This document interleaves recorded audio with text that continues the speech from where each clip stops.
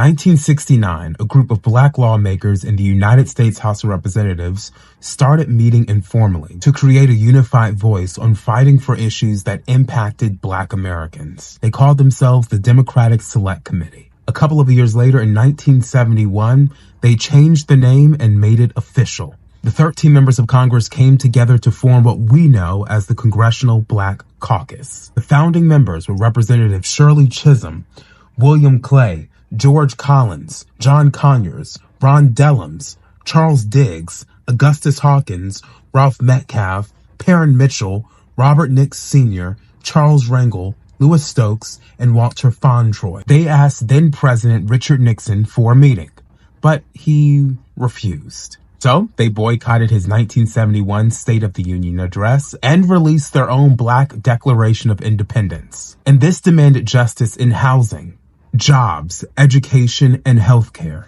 And then in 1976, they launched the CBC Foundation to support research, policy, and leadership work beyond the halls of Congress. And they didn't stop there. Over the years, the CBC helped to make MLK a federal holiday, pass anti-apartheid sanctions in the 1980s, expand voting rights, fund HBCUs, and lead during moments like Hurricane Katrina, the Affordable Care Act, and the fight for police reform. And today they're still on the front lines. As of 2025, the Congressional Black Caucus has 62 members, the largest in its history. They represent over 120 million Americans, including more than 20 million black constituents. This is according to their website. As I've previously reported on my page, the first black member of Congress was Hiram Revels, elected in 1870. But it wasn't until 100 years later that black lawmakers had the numbers to come together and build power.